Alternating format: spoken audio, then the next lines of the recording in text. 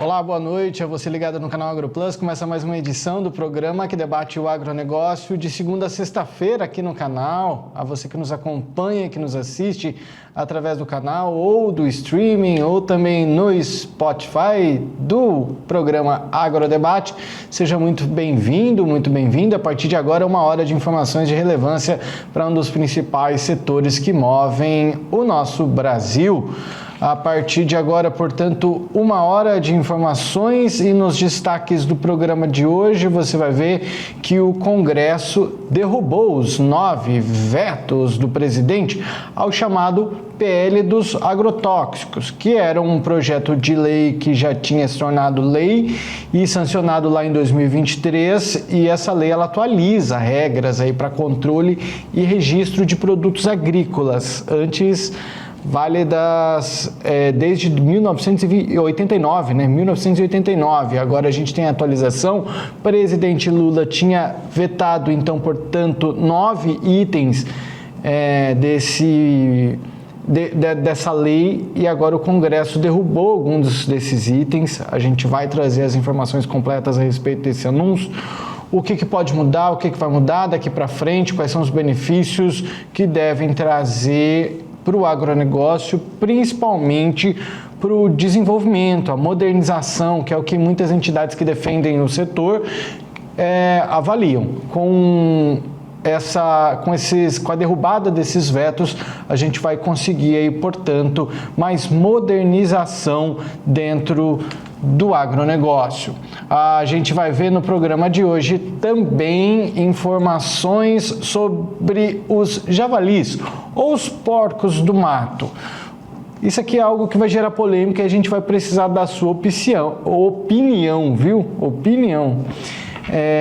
Eu quero saber se você é a favor ou não da caça autorizada desse tipo de animal que causa uma destruição gigantesca dentro das propriedades. E existe uma polêmica em torno disso, não é mesmo? Porque afinal de contas foi o ser humano que chegou na área dele ou não, até onde que a existência destes animais em conjunto com as atividades que envolvem o ser humano é benéfica ou não.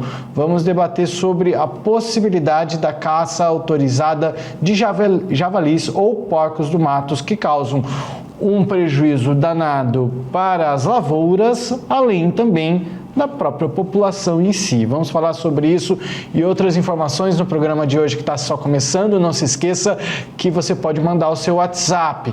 Mande inclusive a sua opinião sobre a caça de javalis, principalmente na hora que nós estivermos debatendo sobre esse assunto. Se você quiser mandar a partir de agora, tudo bem, mas a tua conclusão sobre o que você acha sobre essa autorização ou não da caça aos javalis para controle populacional. Para debater comigo sobre esse assunto, esse e outros assuntos no programa de hoje, ele que é especialista em negócios e vai contribuir e muito com as informações por aqui. Seu Bianco chega para colaborar e fazer parte aqui dessa bancada digital. Seu Bianco, hoje entre nós dois nós vamos debater alguns desses assuntos aí que eu já falei, mas eu gostaria de perguntar para o senhor sobre os javalis mesmo. Tem muita coisa a ser conversada sobre isso, muito a ser destrinchado sobre esse assunto. Seja muito bem-vindo. Boa noite, Jossan. Boa noite a todos que nos assistem. O javali, ele foi introduzido no Brasil lá em 1960, principalmente no Sul, com a opção de ser mais um modelo de carne, né, disponível. Só que aí ele se alastrou tanto que está meio sem controle. E hoje eles causam muito prejuízo para a nação brasileira, muito, principalmente nas lavouras de milho. E essa é uma opinião, é uma sugestão de opinião de um amigo nosso aí, do seu Valdir Sense, o Tintim. Então ele que nos deu essa ideia e sugestão da gente trazer esse tema para debate. Então, agradecendo o seu Tintim aí pela sugestão, a gente vai debater então sobre os javalis ou porcos do mato, como você preferir chamar. Existe até a possibilidade aí, né, seu Bianco? Tem uma discussão a respeito desse assunto, javali, porco do mato não é a mesma coisa, mas a gente está falando, no final das contas, eu acho que da mesma coisa, né? Mas enfim, vamos chegar lá, daqui a pouco a gente debate sobre isso. Vamos convidar o nosso telespectador, vem com a gente, vamos debater o agronegócio.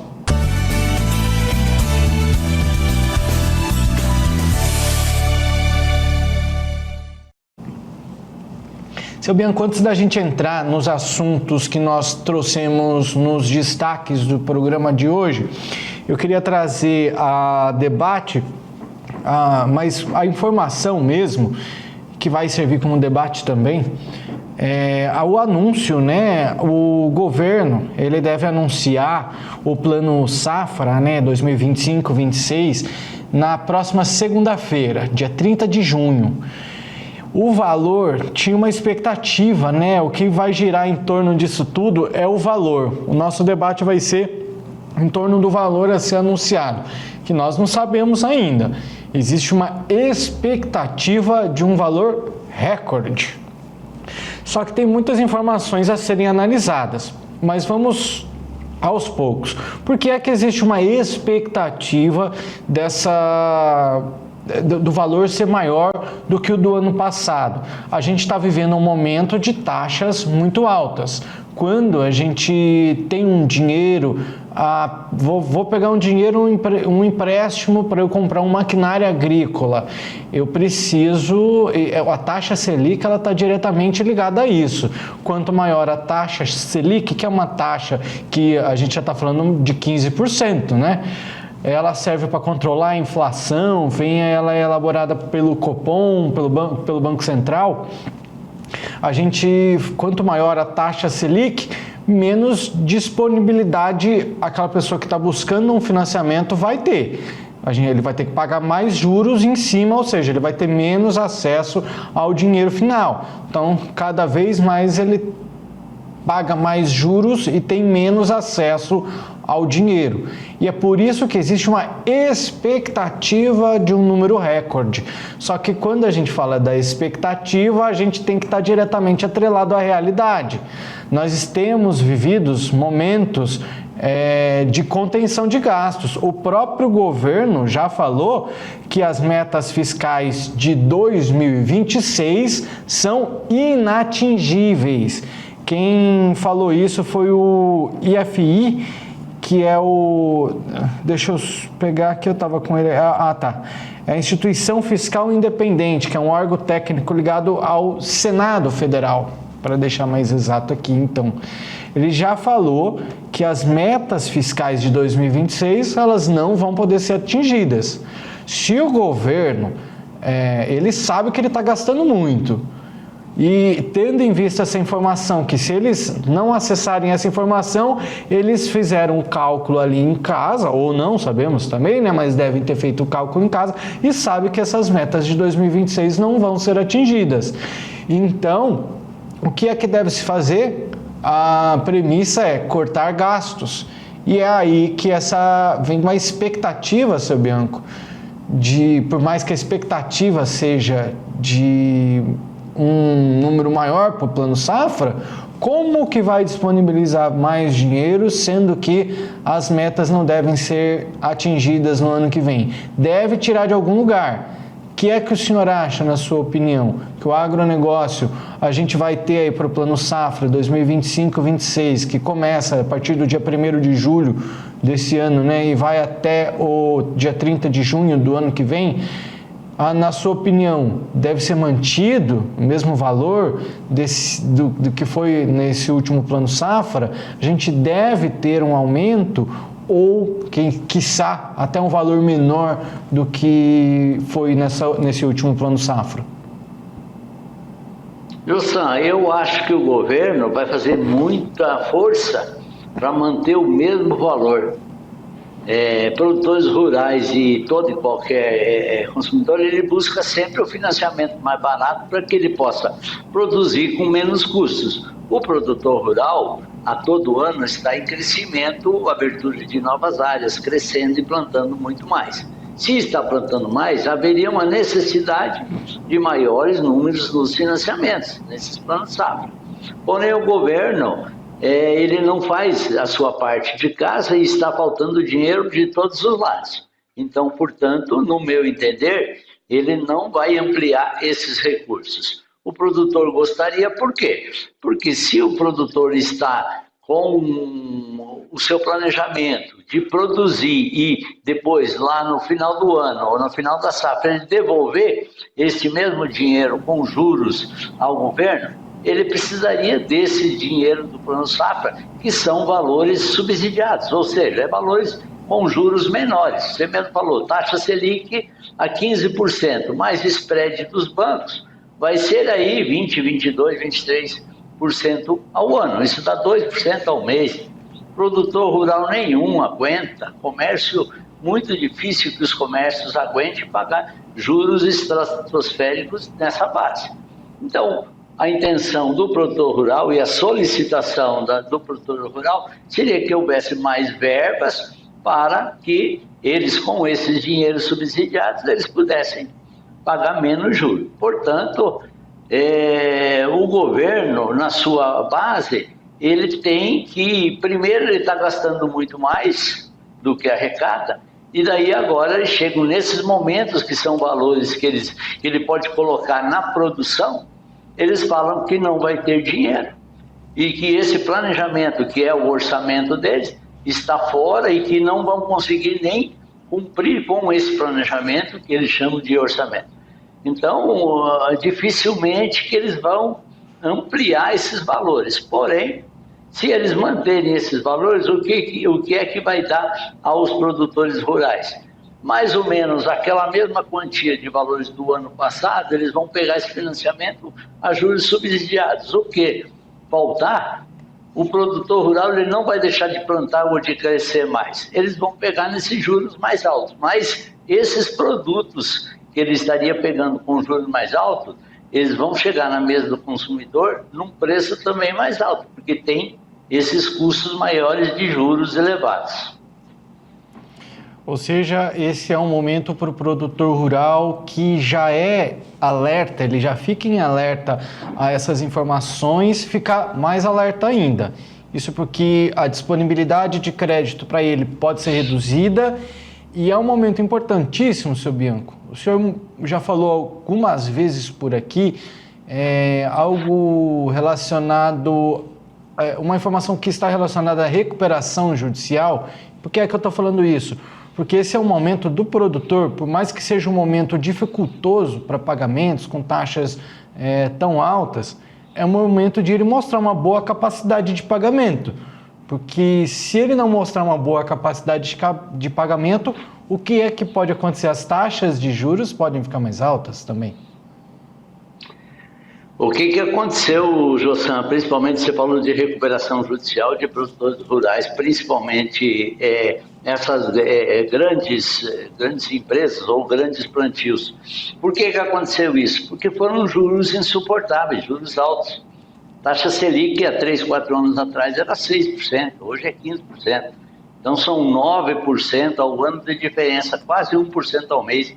Para volumes altíssimos, como são em produção que é de produção agrícola, isso são valores muito altos. Então, infelizmente, daí não tem uma outra opção para esses produtores e eles vão para essas recuperações judiciais.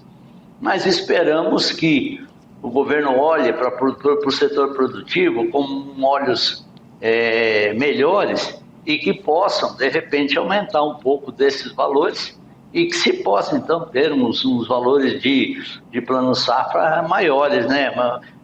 Com valores maiores. Para o ano que vem, eu acredito assim que o governo, olha a jogada que o governo faz, o governo gasta mais do que arrecada, daí ele começa com criação de novos impostos, como é o IOF aí, que há poucos dias criou, ou uma reforma tributária. Primeiro ele gasta mais do que arrecada, depois ele diz, existe a necessidade do governo arrecadar mais porque está faltando dinheiro para o governo. Mas por que é que está faltando dinheiro para o governo? Porque ele está gastando muito mais. Essas despesas que o governo tem indiretamente são muito altas. Então, o que o governo deveria fazer era diminuir suas despesas e não só acrescentar impostos e deixar de dar valores para setores produtivos, como são esses valores do Plano Safra. Bom, mas ainda não sabemos os valores. Vale lembrar que para esse Plano Safra 24, 25, né, que está terminando, o governo liberou 475 bilhões, mais de 475 bilhões de reais em recursos subsidiados. O site Globo Rural diz que o novo Plano Safra pode ter um recorde de 600 bilhões em recursos. Já o Canal Rural fala que o anúncio do Plano Safra pode vir com um valor recorde que não deve acontecer. O valor recorde pode não acontecer. Então nós não sabemos ainda. Esse anúncio deve acontecer, portanto, na semana que vem, segunda-feira, quando acontece aí o anúncio para os produtores rurais, né? E já para o segmento da agricultura familiar, né? A gente está falando o segmento do agronegócio empresarial primeiro, na segunda-feira. Aí no dia seguinte, no dia 1º de julho, na terça-feira, a gente tem um anúncio para a agricultura familiar. Mas a gente está de olho, vamos continuar de olho. Segunda-feira, portanto, a gente deve voltar a falar sobre esse assunto, entender sobre o que é que de fato aconteceu, mas há expectativa, sim, de um aumento. Porém, fica difícil, né, de relacionadas a situações com excessos de gastos por parte do governo, manter uma expectativa como essa do produtor rural para que ele possa continuar se mantendo. Inclusive, seu Bianco, só para finalizar, quanto mais liberado, mais importante, mais desenvolvimento para dentro do setor. Exatamente, quanto mais ele libera de dinheiro, mais a atividade ela prospera. São quantias mais diárias que se produzem e automaticamente, se tendo mais produção, haverá mais alimento para todo mundo. Isso gera mais impostos, gera mais trabalho. Então, é uma grande vantagem se eles liberassem isso. Eu até acredito que se eles aumentarem o Plano Safra, o que é que o governo vai fazer? Ele vai fazer jogadas, tirar de outros setores. Qual um setor muito importante para a economia brasileira é o setor de financiamento de habitação, de casas populares, em si da habitação. O que é que o governo vai fazer, na minha opinião? Ele vai tirar valores dessa habitação e jogar se ele aumentar, né? Ele vai jogar esses valores da habitação, irá jogar dentro do processo do Plano Safra. Por quê? O Plano Safra está sendo mais reclamado, enquanto que o projeto de habitação, existe poucos setores organizados que reclamam do governo. Então, se o ano que vem ele colocar só 50% do valor que ele investiu em moradias, pouca gente iria reclamar, pouca gente tem essa afinidade. Por quê? Porque se você financiou uma casa própria pela Caixa Econômica ou por qualquer um setor, você financia uma, você não financia a sua casa todo ano. Todo ano eu financio minha casa, todo ano eu financiei. O ano passado eu financiei uma casa, esse ano eu tenho que financiar outra. Você financiou uma casa, você fica pagando 20, 25 anos ou mais. Então não existe um setor, não existe uma associação que reclame, que agora é menos. Bom, o que vai acontecer? Quem quiser construir habitação, uma casa popular, ele simplesmente vai no banco, o banco vai dizer, não tem financiamento para casa popular. Então essa será no meu entender, uma das jogadas que o governo poderá fazer. E isso prejudica muito as cidades e prejudica muito as pessoas que precisam de sua casa própria. E o que acontece com isso?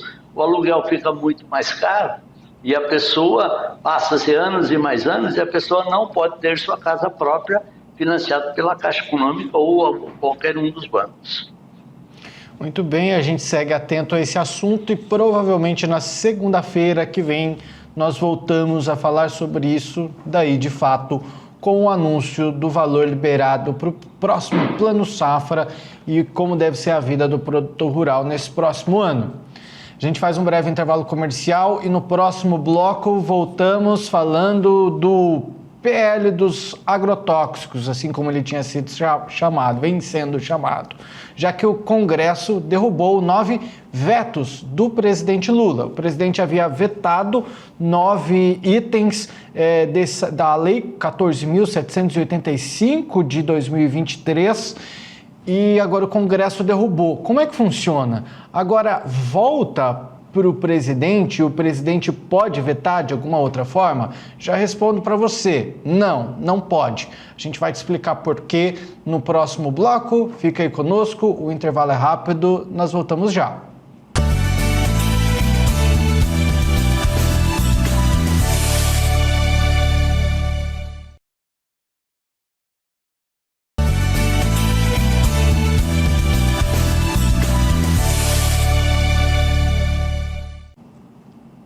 O Agrodebate dessa quarta-feira, dia 25, está de volta. Obrigado pela sua companhia. Chegue mais, que ainda tem, 40 minutos ainda de debate, viu? Então, foi só 20 minutos de programa, a gente tem mais 40 minutos aí pela frente. Participe conosco, daqui a pouco a gente vai falar dos javalis, se é a favor ou não da liberação da caça controlada dos javalis para diminuir a população de javalis para evitar danos às lavouras. E também os javalis, eles são muito agressivos, eles matam animais, eles podem até atacar pessoas. Eu vi essa semana um vídeo no Instagram, aí nas redes sociais, de um homem quase sendo atacado por um javali, um ciclista brasileiro, no meio de uma propriedade, e ele usando a bicicleta assim para se defender, porque o javali estava querendo atacar ele. Então isso pode ser um perigo. Na sua opinião, a caça autorizada e controlada, ela deve ser autorizada? Qual que é a sua opinião? Mande aqui no nosso WhatsApp, escaneie o QR Code que está por aqui e dê sua opinião. Daqui a pouco a gente fala sobre isso. Agora a gente fala sobre o PL dos agrotóxicos, o projeto de lei dos agrotóxicos, né? Isso é uma lei que se tornou lei lá em 2023, a lei 14.785 daquele ano, e que atualizou as regras para controle e registro de produtos agrícolas. Por que é importante? Para o setor diz que esse projeto de lei ele traz modernização jurídica e mais segurança para empresas e agricultores. Acontece que o presidente Lula havia vetado 9 itens dessa lei, desse projeto de lei dos agrotóxicos. Só que agora o Congresso decidiu vetar derrubou 9 vetos, derrubaram 9 vetos do presidente Lula. O que é que isso representa?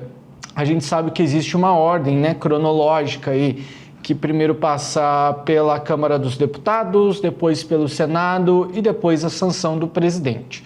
Nesse caso, como o presidente já fez vetos, a única possibilidade que nós temos neste momento é o Congresso já enviou a derrubada desses vetos para o presidente e agora nada mais pode ser feito, tá? A Constituição ela não permite o veto sobre o que o Congresso já decidiu manter na lei.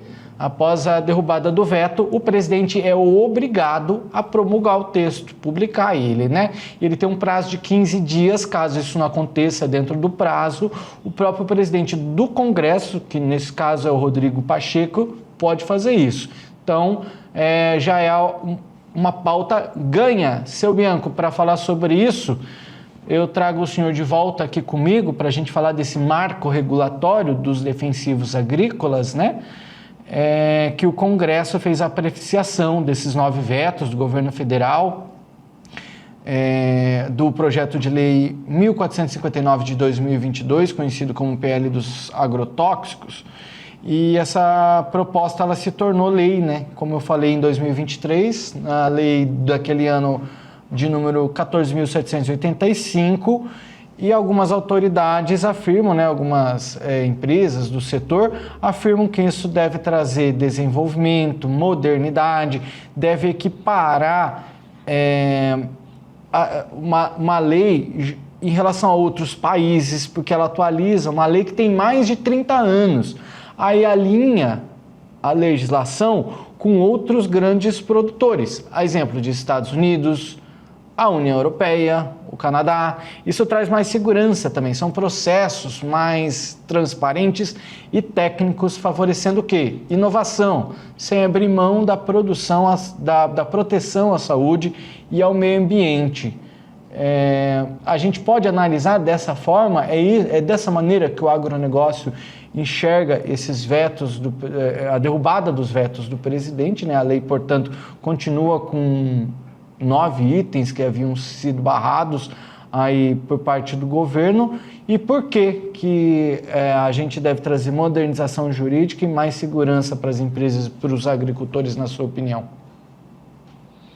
Jussan, essa é uma lei lá de 1989, 36 anos atrás. Tudo que mudou em 36 anos, modernidade disso, inovação, que nem você falou, e aí qualquer uma dessas mudanças, vamos ser mais em transgenia, né, para produtos transgênicos ou qualquer que seja, qualquer uma dessas mudanças, se você mudar qualquer vírgulazinha nisso, você fica sem segurança jurídica. Por quê? Porque a lei é lá de 1989. Então tem que trazer essa lei para um momento, tem que dar essa nova, uma transparência maior, tem que, principalmente para que dê segurança jurídica para o produtor ou para quem faz. Isso é uma lei benéfica. Ela vai fazer com que as transgenias ou toda e qualquer modernidade irão fazer com que você aplique menos produtos químicos, que você tenha um menor custo para o produtor e automaticamente esse custo também será menor para o consumidor final, porque se você produzir mais na mesma quantidade de área sua, você automaticamente terá condição de vender num preço mais barato.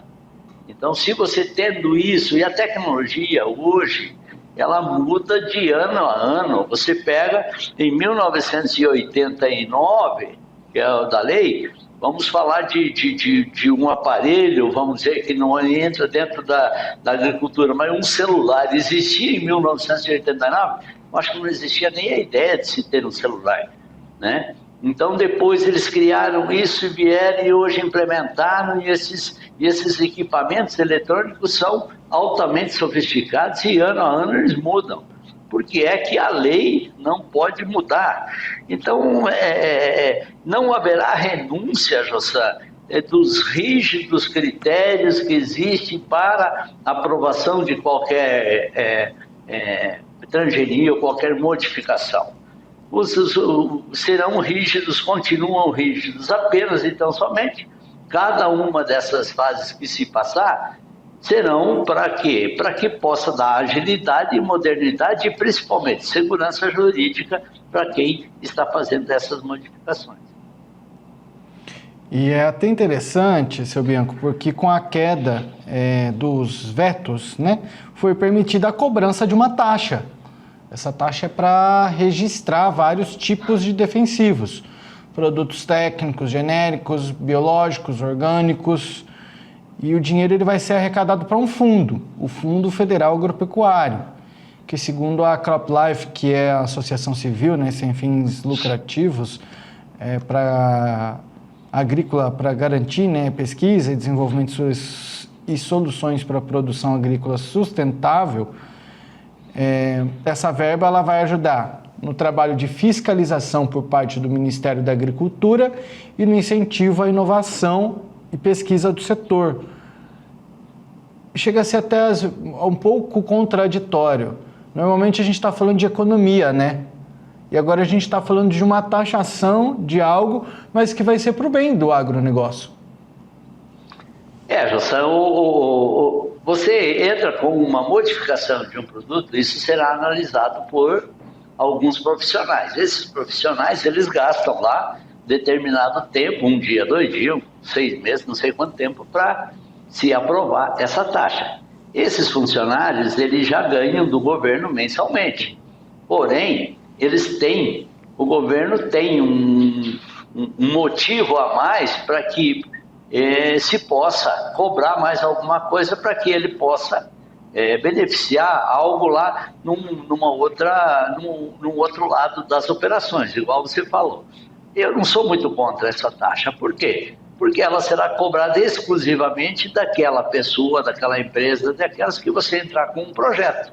Você entrou com um projeto, isso aqui, quem vai gastar o tempo para análise, você tem que pagar, teoricamente, você estaria pagando os dias de trabalho desses profissionais. E essa taxa daí ela vai para um fundo, e esse fundo pode ser jogado para outras atividades. Então, já que o que o produtor ou quem está trabalhando nessas modificações ele quer? Ele não se importa de pagar taxa, porém ele quer o quê? Agilidade, rapidez, e que se faça, e com segurança jurídica, que ela determine o que você pode fazer, porém que o que você pode fazer é a maneira correta e que não vai se incomodar mais lá para frente. Inclusive, olha o que diz o presidente da CropLife Brasil, que é o Eduardo Leão. Vamos lá, abre aspas. Ele diz o seguinte: a nova lei cria processos mais avançados e transparentes, sem renunciar aos rígidos critérios técnico-científicos de aprovação de novas moléculas. A lei beneficiará produtores e consumidores, que passarão a ter acesso a produtos mais sustentáveis, tecnológicos e eficazes.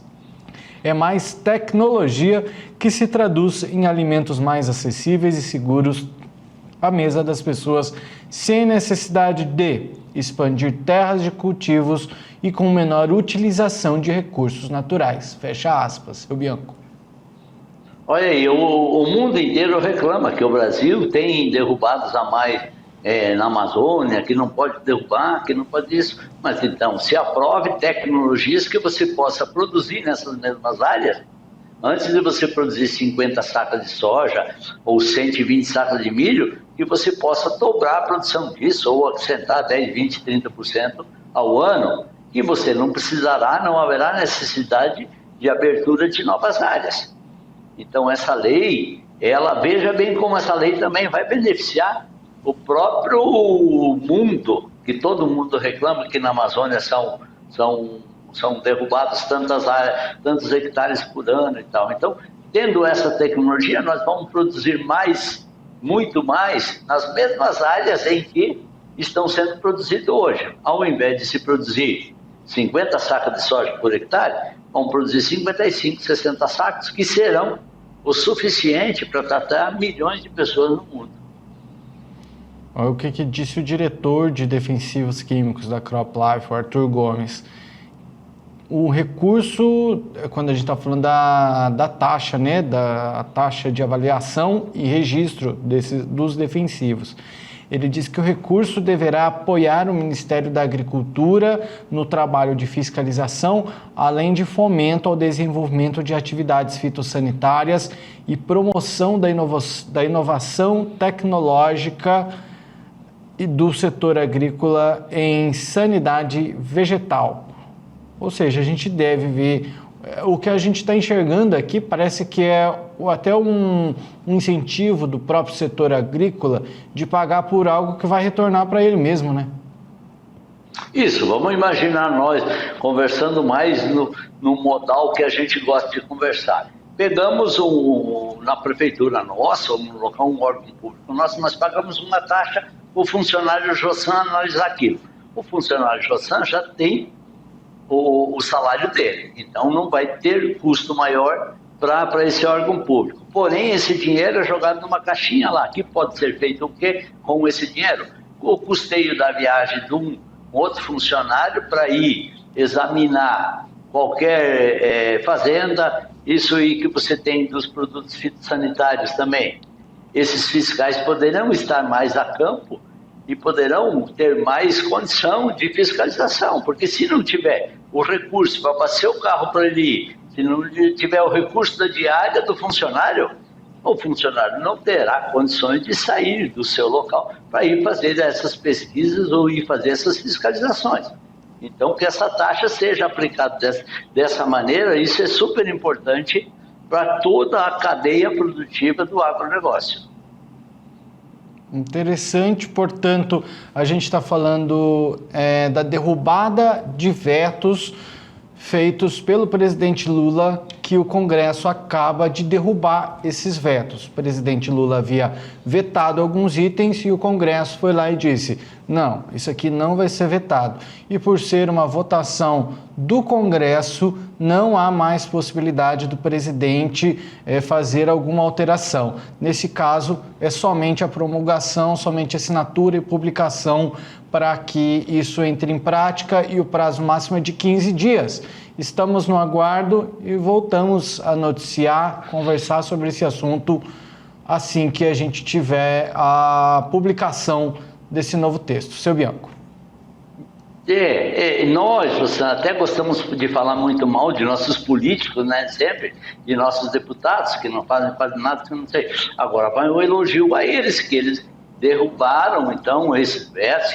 Por quê? Para dar mais segurança jurídica e para defender mais o produtor rural. Porque se o Congresso, todos esses vetos aí, se o Congresso nessa análise fez isso são frutos para que se beneficie o agronegócio. Então, parabéns a esses deputados federais, senadores, que tiveram a coragem e tiveram essa condição de fazer esses vetos. Eu acho que a Frente Parlamentar da Agricultura deve ter trabalhado muito em cima disso.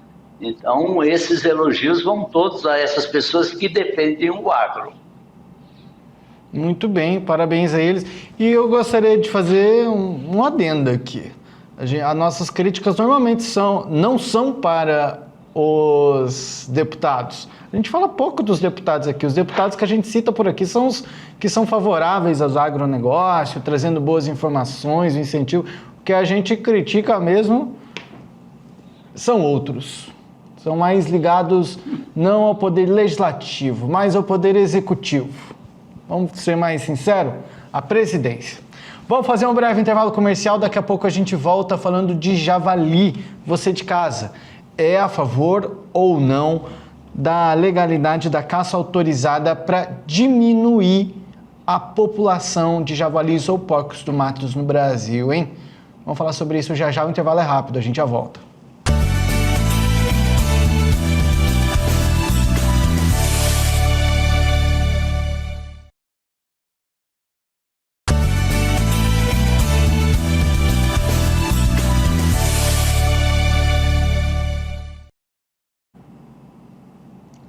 Estamos de volta com o Agrodebate dessa quarta-feira, hoje dia 25 de junho.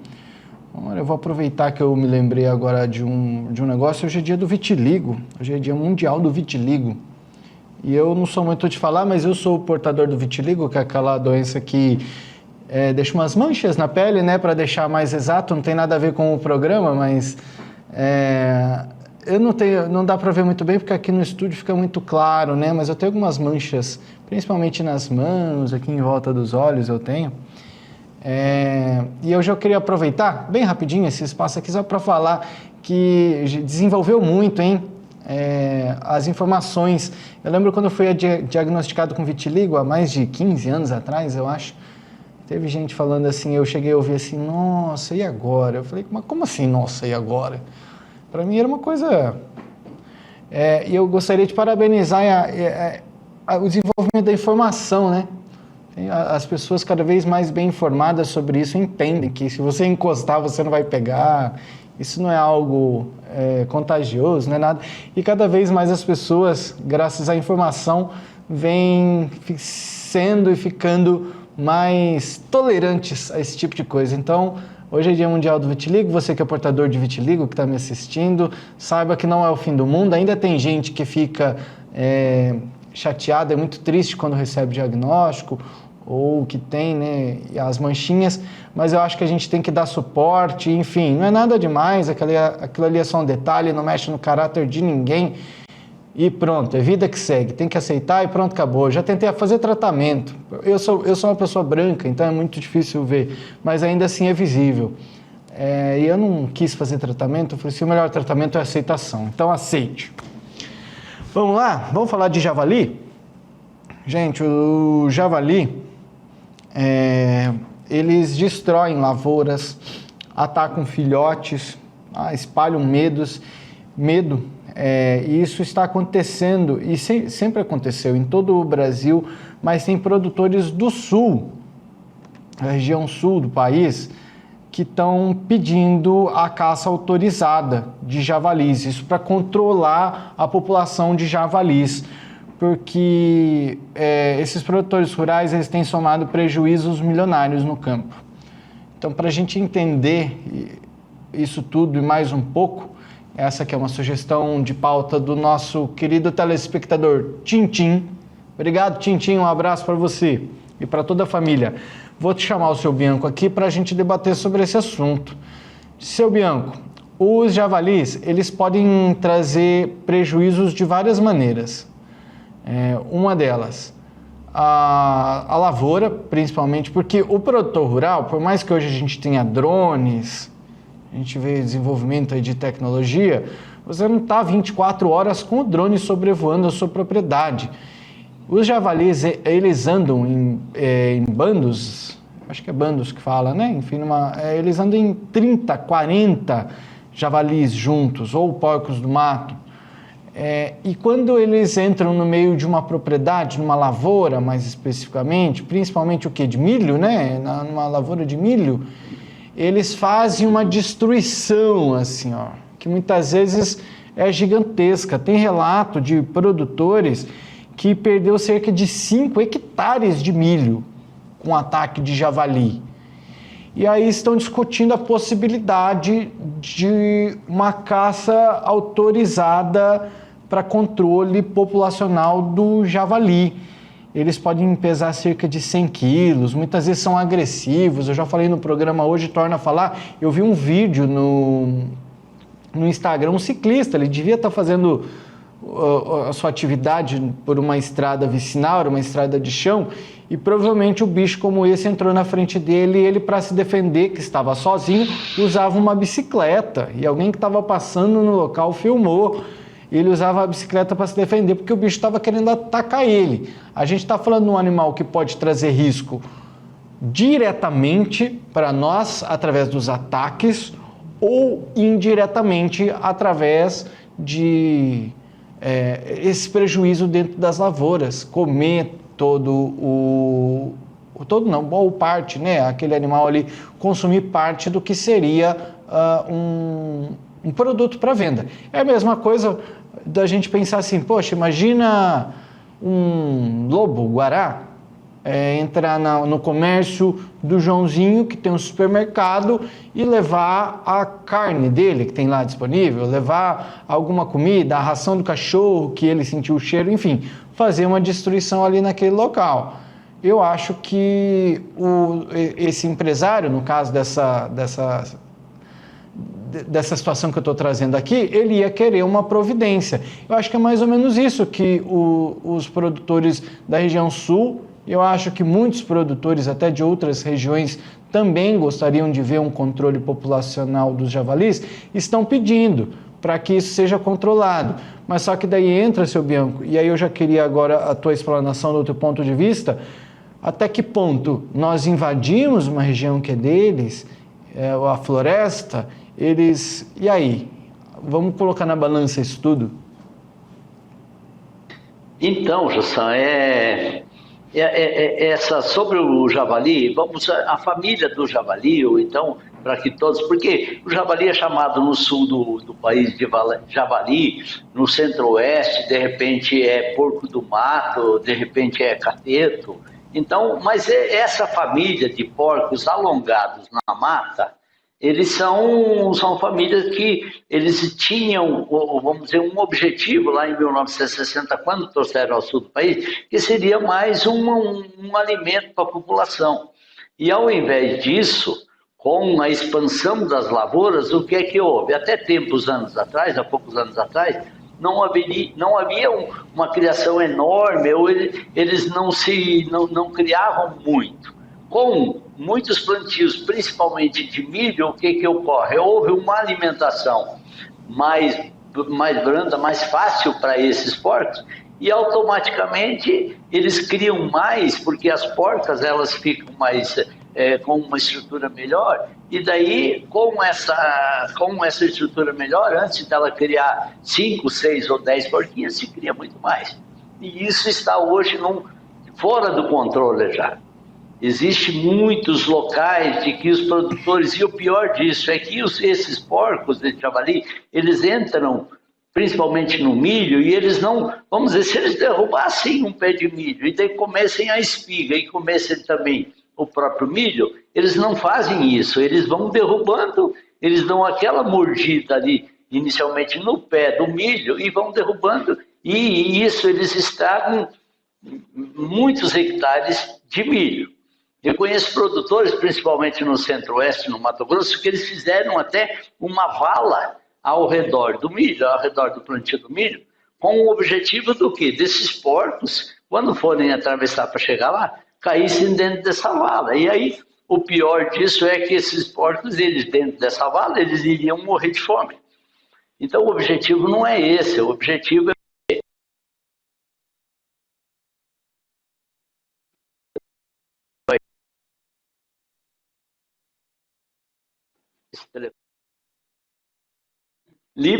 pode voltar, liberar a caça, bom, por 1 ano, 2 anos ou 3 anos, até que haja esse controle, porque olha o que tem já relatos de pesquisas. A onça é o animal que comeria, principalmente, que manteria esse equilíbrio, né, de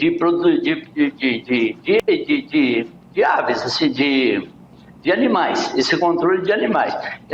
Só que hoje, o que é que esses porcos ou javalis estão fazendo? Quando aparece uma onça pequena, eles atacam e matam a onça, que seria o predador deles.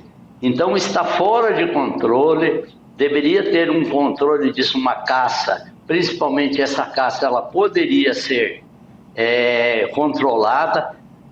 Essa alimentação essa carne, ela poderia ser aproveitada e dada para algumas instituições de caridade, desde que dentro de sanidade, né? E principalmente isso seria um turismo seria uma maneira de pessoas ou cidades até ganharem dinheiro com esse turismo, como tem a pesca hoje no mundo. Muitos municípios vivem da pesca, pesca e solte, vivem desse turismo de pesca. Poderia existir esse turismo de caça. Então isso só o que é que se depende de leis estaduais ou de leis federais para que se possa ter essa maneira essa abertura ou essa lei de que se possa fazer essa caça controlada. O senhor trouxe um ponto de vista que eu confesso que eu nunca tinha me atentado a isso. Abrindo a possibilidade de uma temporada de caça, por exemplo, seria uma alternativa, porque existem caçadores profissionais. Existem muitos. E na Argentina e no Uruguai existe a caça ao javali e são muito procurados por caçadores de lá. Por que é que no Brasil não pode ser? E se hoje está sendo um problema isso para produtores rurais e para o país que diminui a sua produção, você poderia, além de não ter essa perca na produção, você ganharia em outros setores, beneficiaria de repente hotéis da sua cidade, beneficiaria comércios de caça e pesca que venderiam munição, que venderiam outras atividades. Então você iria abrir mais um poderio de comércio ou mais uma atividade para que cidades como no interior desse país possam ser um pouquinho mais beneficiadas. Muito interessante esse ponto de vista, hein? E eu gostaria de saber de você de casa, e aí, depois desse ponto de vista do seu Bianco, ainda assim, o que é que você acha? Eu acho que é injusto, eu acho que o animal não tem nada a ver com isso, eu acho que tem a ver, eu acho que até certo ponto, a economia ela tem que buscar uma ressalva. O que é que deve se fazer, né? E aí, o seu Bianco também trouxe um ponto importante, né? Eu cheguei a pensar na possibilidade de um cercado, tá? Então vamos colocar as áreas de preservação, elas ficam cercadas para os animais não acessarem a lavoura. É uma possibilidade. Mas quando a gente descobre, através da sua informação, seu Bianco, que o javali ele é um predador da onça pintada, e aí? Por que é que nós não podemos matar e o javali pode? Na verdade, não gira em torno dessa questão, gira mais na possibilidade de um animal que pode entrar em extinção se tornar, de fato, né, extinguido por conta da caça dos javalis. Então, o mais legal seria né? O mais legal seria o equilíbrio, né? Justamente o equilíbrio de que a onça deve existir e o javali também, numa determinada quantidade, também deve existir. Bom, vamos liberar a caça ao javali, certo? Por quanto tempo?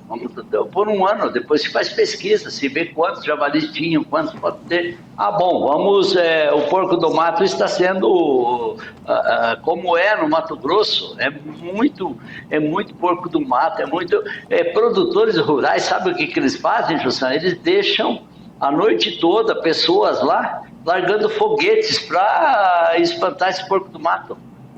Então, olha o custo desse produtor rural, porque ele não pode matar o porco, porque se encontrarem ele com um porco morto, ele vai até preso. Ele não pode fazer essa vala, que eu falei para você também, porque daí automaticamente se descobrirem que ele fez essa sem é uma das piores maneiras de controle. Então, é muito difícil, porém nós temos que fazer isso sem a gente entrar no detalhe, que eles são que existem riscos sanitários muito grandes, por eles serem animais que transitam muito e que entram em diversas fazendas e eles podem ter contaminações muito grandes, e daí isso levar para outros animais e para outros setores. Eles se reproduzem muito rápido também, né? Pode trazer pastagem, estou fazendo aqui uma pesquisa, eles podem trazer danos a pastagens e cercas. Então a cerca, nesse caso, ela não seria uma alternativa tão boa, já que ele pode destruir, né? Ele pode trazer uma competição com outros animais nativos, predação de ovos e filhotes de outras espécies, revolvimento do solo, destruição de nascentes.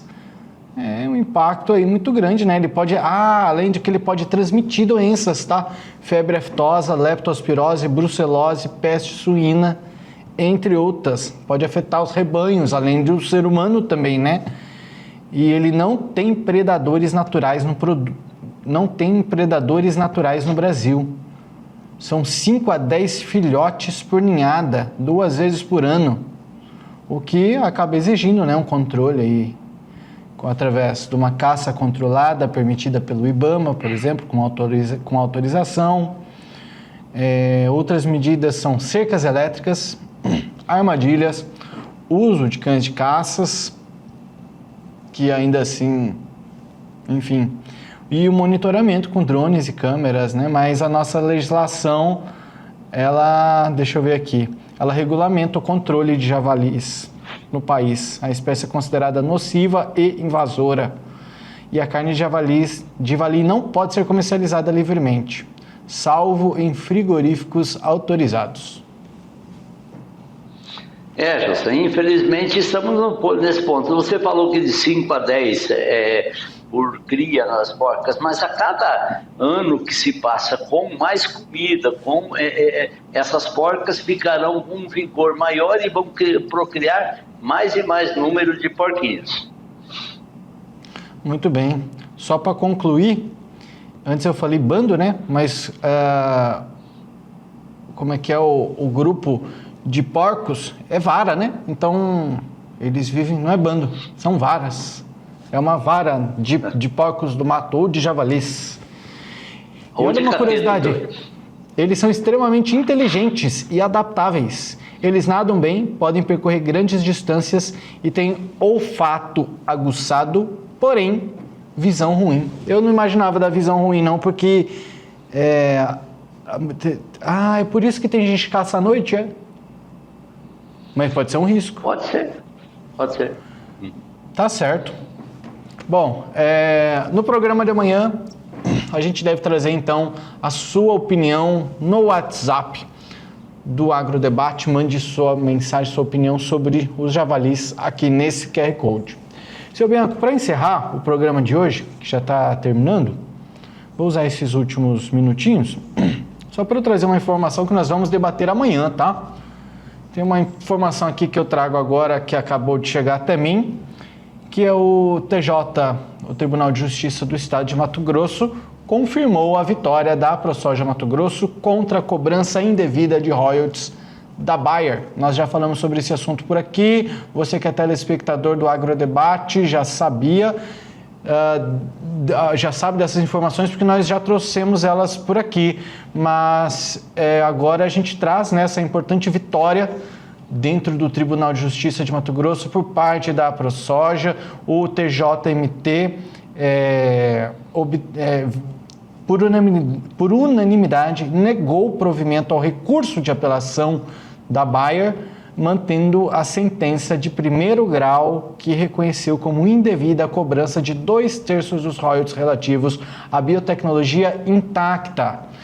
Olha, informação importante para o produtor e que a gente fala mais sobre isso amanhã. Essa decisão, ela também assegura a restituição daqueles valores que já foram pagos, portanto, agora reconhecidos indevidamente pelos produtores rurais, consolidando o entendimento de que não há um respaldo legal para a cobrança de royalties sobre tecnologias cuja proteção patentária superou 20 anos, conforme a lei da propriedade industrial. Vamos falar sobre isso amanhã, hein, seu Bianco?